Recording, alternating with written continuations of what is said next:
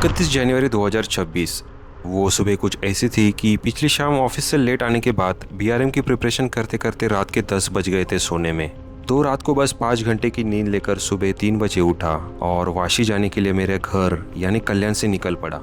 जबकि आज 400 किलोमीटर का बीआरएम एनएमकेसी क्लब से था, तो इस बीआरएम की शुरुआत वाशी से सुबह 6 बजे होनी थी। अब इतनी सुबह वाशी के लिए कोई ट्रेन नहीं थी जो मुझे 5:30 बजे तक वाशी पहुंचा दे, तो मैं बाई रोड साइकिलिंग करके वाशी पहुंच जाता हूँ। एक्चुअल बीआरएम शुरू होने से पहले ही मैंने लगभग 750 किलो कैलोरी बर्न किए थे। चेक पॉइंट पर पहुंचते ही बाइक चेकिंग और बाकी सारी फॉर्मेलिटीज पूरी करके हम रूट ब्रीफिंग के लिए जमा हो जाते हैं। Front loaded, the entire clients are front loaded. I would suggest, how many of you are doing 400 for first time? Okay. So recommended that you don't waste too much of time in first half. Secondly, the route is pretty clear. We have to go till Dehu Road. On Borghat, especially, we are not going on express highway पे जा ही नहीं रहे. Express highway पे हम नहीं रहेंगे. पूरा old highway से एक ही जाएंगे. देहू रोड से राइट लेना है अपने को पुणे बैंगलोर हाईवे पे। एक तो सोमाटने टोल आता है, सोमाटने टोल के बाद राइट टर्न आता है, सोमाटने टोल के बाद एक 4 या 5 किलोमीटर के अंदर आपको एक राइट टर्न आएगा। Don't miss that, otherwise you will go to Dehu road. Once you are on Pune Bangalore highway, there is no need of navigation. Route में काफी ओल्ड कात्रज, न्यू कात्रज चल रहा था, तो those who are new on the route don't get confused, they were confused. So एक बार आप Pune highway पे चले, पुणे बैंगलोर हाईवे पे चले जाते हो, you have to be on Pune Bangalore highway. No deviation, अंदर रास्ता जा रहा है, अरे कात्रज तो उधर लिखा है। There are lot of sign boards in Pune where they show left.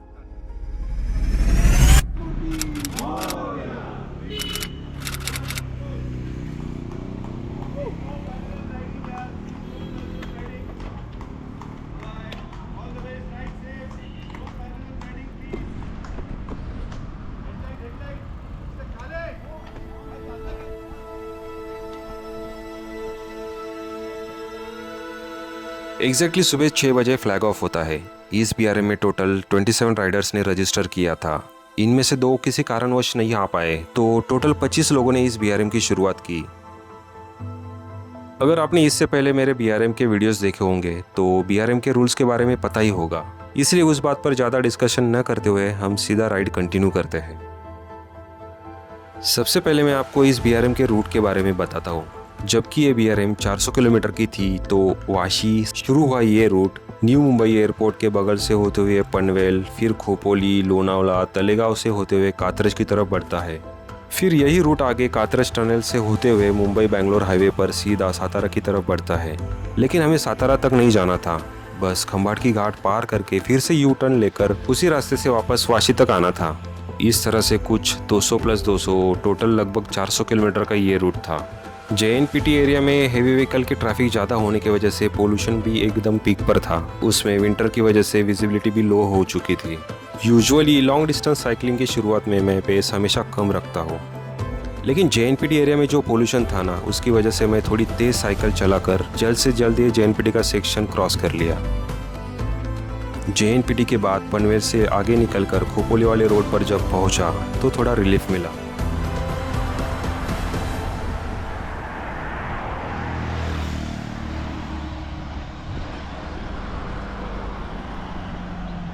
इस पूरे रूट में रोड कंडीशन एकदम अच्छी थी।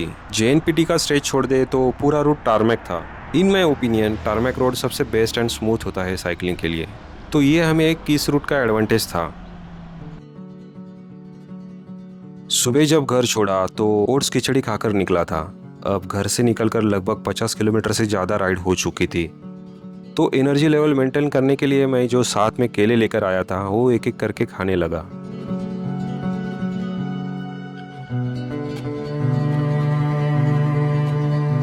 पनवेल के बाद बॉडी भी अच्छे से वार्म अप हो चुकी थी और साइकिलिंग रिदम भी धीरे धीरे बिल्डअप होने लगा था। यही वो मोमेंट होता है जब आपको लगने लगता है कि 400 किलोमीटर का डिस्टेंस तो आसानी से हो जाएगा, लेकिन बात इतनी आसान नहीं थी क्योंकि मंजिल अभी काफी दूर थी।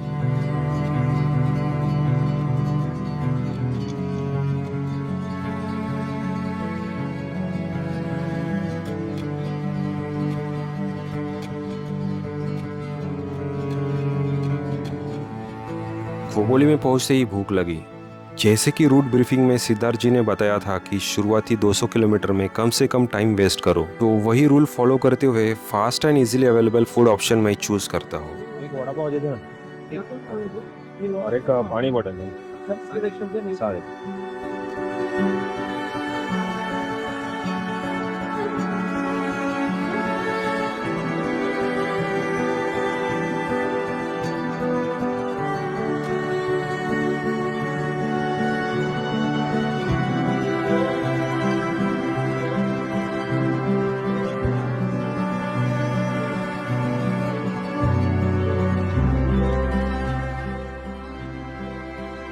दस मिनट का ये फूड ब्रेक लेकर मैं तुरंत निकलता हूँ, क्योंकि अभी इस रूट का सबसे बड़ा क्लाइंब स्टार्ट होने जा रहा था।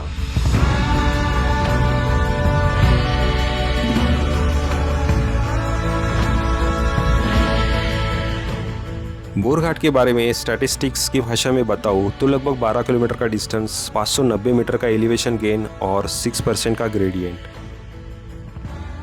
बोरघाट का ये क्लाइंब सुबह एग्जैक्टली 8:33 को स्टार्ट किया। स्टार्टिंग पॉइंट से 60 किलोमीटर हो चुके थे। बोरघाट का ये क्लाइंब मुझे याद दिलाने लगा कि ये BRM आसान होने वाली नहीं है।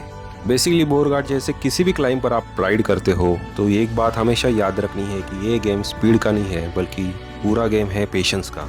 बाइक को सबसे लो गियर में डालकर हाई कैडेंस पे आपको कंसिस्टेंसी के साथ राइड करनी होती है। सिर्फ हार्ड पेडलिंग करने से कुछ भी फायदा नहीं होने वाला।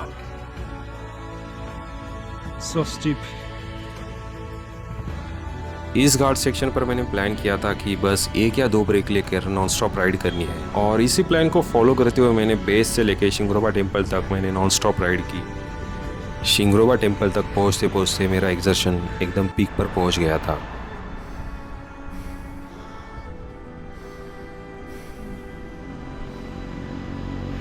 इन सब में एक अच्छी बात थी कि क्रैम्प्स अभी तक आए नहीं थे, क्योंकि ड्यूरिंग क्लाइंब हर 5 मिनट पर पानी का एक सिप ले रहा था। शिंगरोबा टेम्पल के बाद का क्लाइंब थोड़ा हाई ग्रेडियंट वाला है, तो यहाँ भी 1-1 मिनट के 3 से 4 ब्रेक मैंने लिए। यहाँ पर मैं आपको एक एडवाइस देना चाहूँगा कि जो भी ब्रेक आप लोगे वो ब्रेक इतने भी लंबे नहीं होने चाहिए कि बॉडी पूरी तरह से कूल डाउन हो जाए, पर्टिकुलरली इस जैसे हाई ग्रेडियंट क्लाइंब पर, क्योंकि एक बार मोमेंटम टूट गया तो हिल पर वही मोमेंटम वापस लाना सबसे चैलेंजिंग पार्ट होता है, और इसमें आपका वक्त भी खराब हो सकता है। So just keep moving and go with the flow. और कुछ इस तरह से लगभग 1 घंटे में मैंने बोरघाट पूरा किया।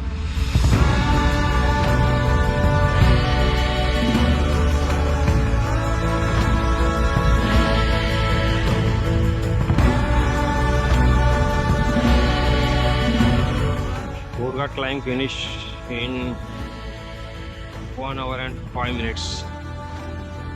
Actually, आप हाइड्रेशन के गेम में अच्छे से समझ गया। If you stay well hydrated, then you can climb any hill,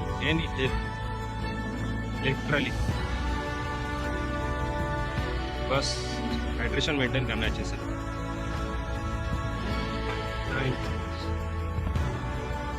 I think ये मेरा पर्सनल रिकॉर्ड हो सकता है, मे बी बोरघाट का।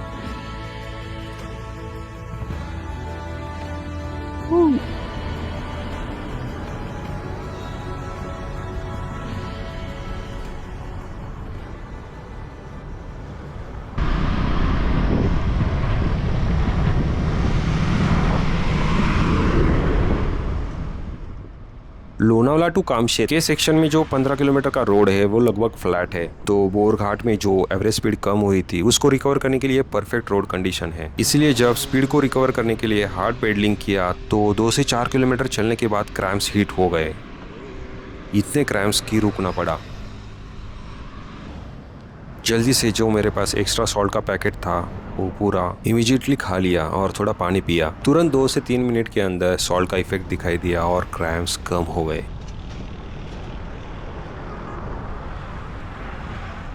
अब तक बस 90 किलोमीटर पूरे हुए थे और 310 किलोमीटर बाकी थे। इतनी जल्दी क्रैम्प्स आना मतलब एक प्रकार की वार्निंग थी कि कहीं ना कहीं मैं हाइड्रेशन या इलेक्ट्रोलाइट इंटेक लेने में कम पड़ रहा था। तो ज़्यादा एक्सर्शन को अवॉइड करने के लिए मैंने फिर से एक कांस्टेंट पेस मेंटेन की और लो गियर के साथ हाई कैडेंस पर राइड करना शुरू किया। बेसिकली बढ़ते दिन के साथ टेम्परेचर भी बढ़ने लगा था, तो सुबह के मुकाबले वाटर इनटेक भी बढ़ाना था। जल्द ही मैं कामशेत के बेस तक पहुंच गया। सुबह के लगभग 11 बज चुके थे। कामशेत का ये घाट क्लाइम लगभग 1 किलोमीटर डिस्टेंस का होगा। क्लाइम भी ज़्यादा स्टीप नहीं है, ग्रेजुअल क्लाइम, फिर बीच में 100 से 150 मीटर का फ्लैट सेक्शन, फिर से ग्रेजुअल क्लाइम। अगर आपका नसीब खराब हो तो कामशेत के इस घाट सेक्शन में आपको हेडविंड फेस करनी पड़ सकती है, बट लकीली आज वेदर काम था, तो महज 15 मिनट में मैंने कामशेत का ये क्लाइम एफर्टलेसली पूरा किया। कामशेत के तुरंत 6 से 7 किलोमीटर बाद नेक्स्ट चेक पॉइंट था, बट इसमें ट्विस्ट ये था कि हमेशा की तरह check point moving road direction में न होकर रोड के अपोजिट था, तो थोड़ा ध्यान देकर मुझे साइकिल चलानी थी। इससे पहले लास्ट ईयर मैंने जब 300 BRM की थी इसी सेम रूट पे, तो लास्ट टाइम भी चेक पॉइंट सेम लोकेशन पे था, तो मुझे थोड़ा बहुत आइडिया था कि ये चेक पॉइंट एग्जैक्टली कहाँ पे है। जैसे ही चेक पॉइंट के पास पहुंचा तो अपोजिट साइड खड़े एक वॉलंटियर्स ने विसल बजाकर हमें रोड क्रॉस करने के लिए अलर्ट किया।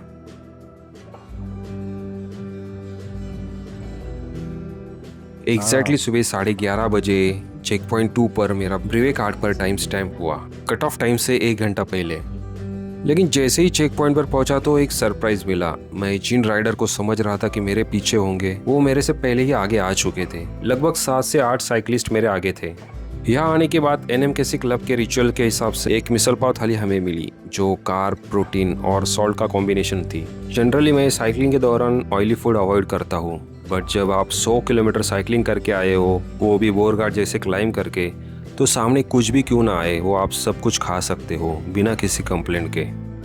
मेरे स्ट्रैटेजी के हिसाब से मुझे यहाँ पे मैक्सिमम 20 मिनट्स स्पेंड करने थे, और इस टाइमलाइन को फॉलो करने में मैं कामयाब रहता हूँ। इस चेक पॉइंट पर मैं मिसल थाली खाने के बाद दोनों बॉटल्स भर के तुरंत चेक पॉइंट 2 से निकलता हूँ। टू बी ऑनेस्ट, इतनी साइकिलिंग करके मिसल पाव खाने के बाद अगर बॉडी आपकी सुस्त ना हो तो इसमें कोई सरप्राइज नहीं, इसलिए खुद के ऊपर टाइम लिमिट रखना जरूरी है। अगर आपने हेवी फूड खाकर थोड़ा भी रिलैक्स किया तो समझ लो कि फिर से उठकर पेडलिंग करना आपको उतना ही डिफिकल्ट होने वाला है। कुछ भी हो जाए, लेकिन बॉडी को एंड तक कूल डाउन होने नहीं देना है। वडगांव के बाद लगभग 9 से 10 किलोमीटर बाद देहू रोड आने वाला था, और फिर वहां से राइट टर्न लेकर हमें बैंगलोर हाईवे पे लगना था। कामशेत से लेकर सोमाटने टोल नाका तक का रोड काफी रोलिंग है। इसके बावजूद पुणे के साइड रोड की डिसेंट प्रोफाइल ज्यादा है, तो उसी डिसेंट को मैं जब एंजॉय कर रहा था कि ट्रैफिक लगना शुरू हो गया। बहुत सारी जगह पे जहाँ पे डाइवर्जेंस है वहाँ हमें ट्रैफिक मिली। सबसे लंबी ट्रैफिक देहू रोड से राइट टर्न लेने के लिए मिली।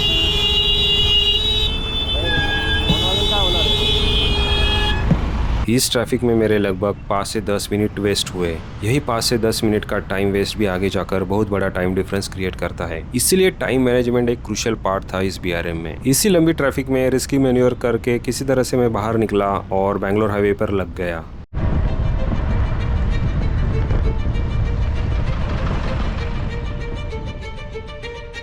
असली खेल तो अब शुरू होने वाला था। देहू रोड टू कातरज वाला ये रास्ता इस पूरे BRM के रूट में सबसे बिजी और भीड़भाड़ वाला रास्ता था। बहुत सारी जगह पर रोड पर कंस्ट्रक्शन का काम चालू होने की वजह से सिंगल लेन पे ट्रैफिक चल रहा था। देहू रोड फाटा से कातरज टनल तक का इस रूट का डिस्टेंस है लगभग 40 किलोमीटर, और मेरा टारगेट ये था कि एटलीस्ट 2 से 2.5 घंटे में ये डिस्टेंस पूरा करना।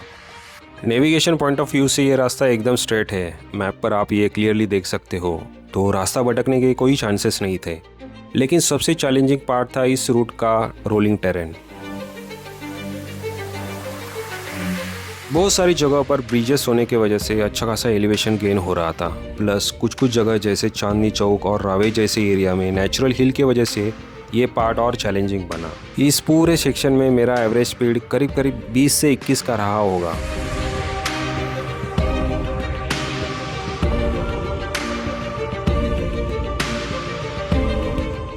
सबसे ज़्यादा एफर्ट्स मुझे कातरज टनल के पहले जो क्लाइम आता है वहाँ लगाने पड़े।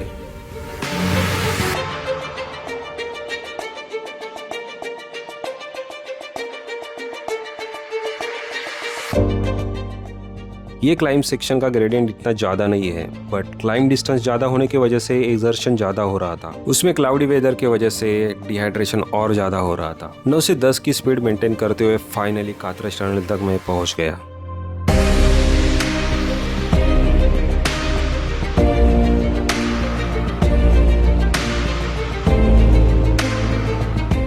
कात्रज टनल के अंदर पहुंचते ही ठंडक लगी और इसी के साथ गर्मी से थोड़ी राहत भी मिली। टनल के अंदर टेल लाइट्स और बाइक पर जितनी भी लाइट्स है वो ऑन करना जरूरी है, क्योंकि टनल की विड्थ कम होने की वजह से व्हीकल का मूवमेंट एकदम पास से होता है, तो ये थोड़ा बहुत रिस्की भी है। इसीलिए जल्द से जल्द टनल में से बाहर निकलने की मेरी कोशिश रही। इस टनल के अंदर भी आपको पॉजिटिव एलिवेशन गेन मिलेगा। Most of the tunnel flat होते हैं, बट कात्रज टनल में अंदर से एलिवेशन गेन का प्रोफाइल भी पॉजिटिव है।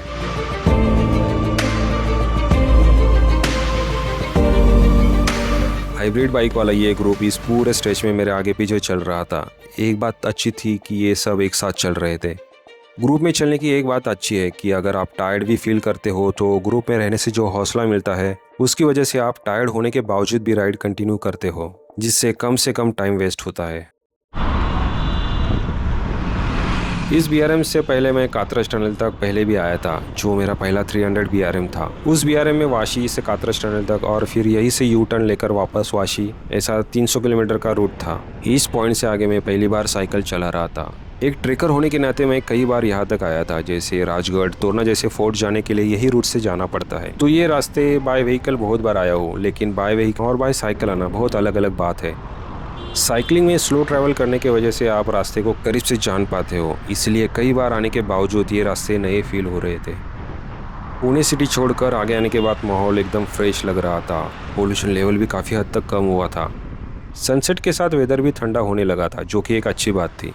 वडगांव में चेक पॉइंट 2 पर जो मैंने मिसल खाई, उसके बाद लगभग 60 से 70 किलोमीटर हुए थे। जब मुझे लो एनर्जी फील होने लगी तो शिरवल के आगे रुककर मसाला डोसा खाया और राइड कंटिन्यू की। शाम के लगभग 6 बज चुके थे। पूरे 12 घंटे हो चुके थे इस BRM को स्टार्ट किए हुए। कुछ 190 किलोमीटर हुए होंगे, तभी सामने खुले लगने वाले टेरेन में एक माउंटेन रेंज दिखने लगी। यही वो पहाड़ थे जिसको पार करके यू टर्न लेकर हमें वापस आना था, और यही पहाड़ पर था खंबाटकी घाट।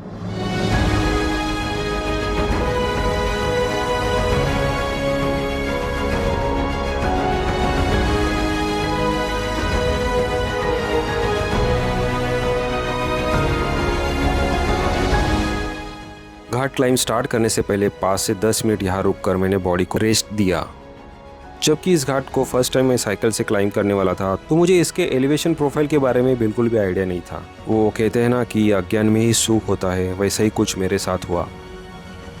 अब जबकि एलिवेशन और डिस्टेंस के बारे में कुछ मालूम ही नहीं, तो बिना वक्त गवाए मैंने क्लाइंब शुरू किया। क्लाइंब की शुरुआत एकदम इजी हुई। जबकि ऑलरेडी 190 किलोमीटर साइकिलिंग करके आया था, तो बॉडी एकदम पीक लेवल पे हिटअप थी। लेग भी पूरी तरह से ऑटो पायलट मोड में गए थे। खंबाटकी घाट का क्लाइंब वैसे ग्रेजुअल है, कहीं पे भी स्टीप सेक्शन नहीं है, इसलिए इजी लग रहा था। भले स्पीड कम थी, बट लो गियर में हाई कैडेंस के साथ राइड कर रहा था, और यही की पॉइंट था इस घाट को पार करने का। बेस से खंबाटकी तक का पीक पॉइंट तक डिस्टेंस है लगभग 3.5 किलोमीटर, और ये पूरा करने में मुझे पूरे 25 मिनट लगे। जब मैं इस घाट के फाइनल स्टेज पर चल रहा था, तो लिटरली माइंड ने खुद के एग्जिस्टेंस पर सवाल उठाना शुरू किए कि भाई क्यों कर रहा हूँ ये सब, क्या ज़रूरत है इन सब की। इन सारे सवालों के बावजूद भी अगर आप गिव अप नहीं करते, जस्ट राइड कंटिन्यू करते रहते हो, तो आप जैसा स्ट्रॉन्ग माइंड और किसी का भी नहीं। कुछ ही देर में मैं ऑलमोस्ट टॉप तक पहुँच गया।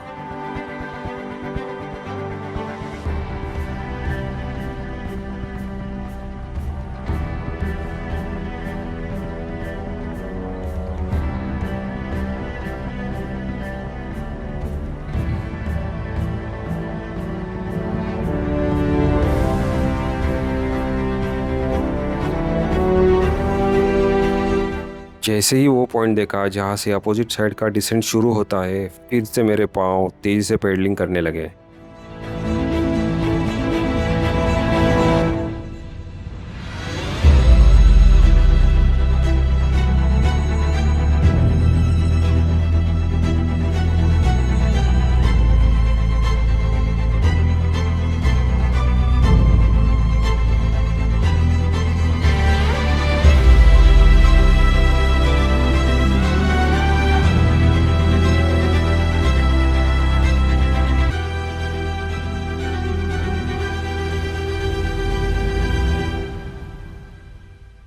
खंबाटकी घाट उतरने के तुरंत बाद ही रास्ते के दोनों तरफ बहुत सारे रेस्टोरेंट्स और ढाबास है। उनमें से एक विशाल फूड प्लाजा पे हमारा मिड पॉइंट CP यानी थर्ड चेक पॉइंट था। 200 किलोमीटर पूरे हुए थे।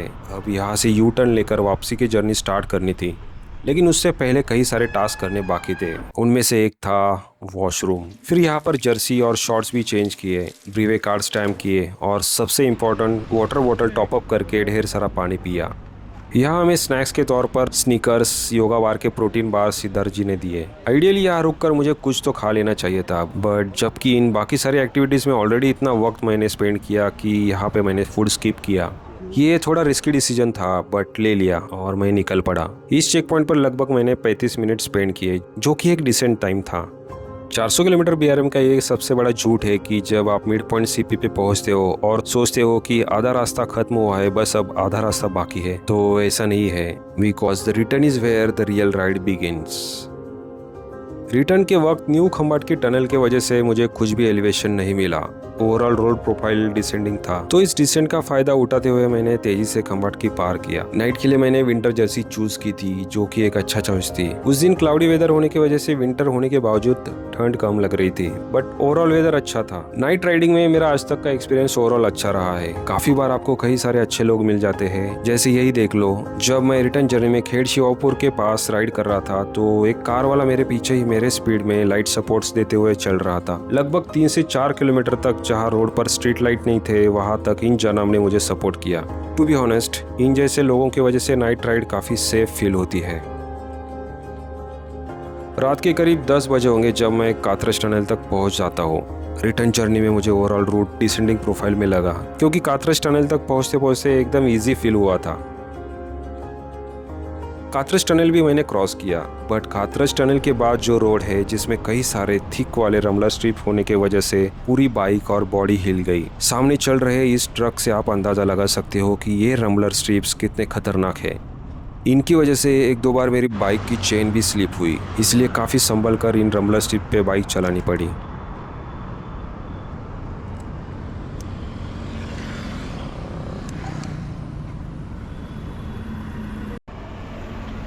अब धीरे धीरे आंखों पर नींद का असर चढ़ने लगा था। लगभग 16 से 17 घंटे हुए थे कंटिन्यूसली राइड करते हुए। मैंने सोच लिया था कि एटलीस्ट लोनावला जब पहुंचूंगा तो वहां पे 1-8 घंटे की नींद लूंगा और फिर वापस राइड कंटिन्यू करूंगा। रात को जब 3 बजे लोनावला पहुंचा तो मुझे फील हुआ कि मेरे टायर का प्रेशर लो है। ये मेरे लिए बिल्कुल भी अच्छी खबर नहीं थी, क्योंकि मेरे बाइक का पिछला टायर पंक्चर हुआ था। ये ना सही वक्त था और ना सही जगह थी टायर पंक्चर होने के लिए। इस पंक्चर को निकालने के लिए मेरे लगभग 20 मिनट खर्च हुए। पंक्चर निकालने में सबसे डिफिकल्ट पार्ट होता है वापस टायर में हवा भरना, दैट टू 60 to 70 PSI। जब आप 320 किलोमीटर नॉनस्टॉप साइकिलिंग करके आए हो, आंखों पे नींद हावी हो, उसमें टायर पंक्चर रिपेयर मतलब लिटरली हेल जैसा फील हो रहा था। बट कोई ऑप्शन भी नहीं था। जैसे तैसे पंक्चर रिपेयर किया और फिर रात के अंधेरे में करीब सुबह के 4 बजे बोरघाट डिसेंड किया। खोपोली में आने के बाद 5 मिनट का एक नैप लिया, बट अगेन जितना बड़ा नैप उतना ही डिफिकल्ट वापस राइड शुरू करना। तो यही सोचकर मैंने राइड कंटिन्यू की। लकीली खोपोली के बाद 1-2 टी स्टॉल ओपन थे, तो वहाँ पे स्ट्रॉन्ग ब्लैक कॉफ़ी लेकर नींद भगाने की कोशिश की। वैसे आपको बताऊँ तो मैं बहुत अच्छा खासा टाइम मार्जिन लेकर चल रहा था, तो मुझे वक्त को लेके कोई चिंता नहीं थी। सुबह के 6:30 बजे होंगे जब मैं पनवेल पहुंच जाता हूँ। फिर से सेम रूट यानी JNPT रोड से पाम बीच तक मुझे जाना था। जनरली जब BRM 400 किलोमीटर एंड अबव हो तो क्लब हर एक 300 किलोमीटर पर एक रेस्ट कम स्टे पॉइंट अरेंज करते हैं, बट इस BRM में वो नहीं था। टू बी ऑनेस्ट, ये एक अच्छा एक्सपीरियंस था मेरे लिए, मेरा असली पोटेंशियल जानने का, जिसमें मैं प्राउडली बोल सकता हूँ कि मैं कामयाब रहा। और कुछ इस तरह से पूरा 1 घंटे का मार्जिन रखते हुए मैं सुबह 8 बजे लास्ट चेक पॉइंट यानी वाशी पहुँच गया।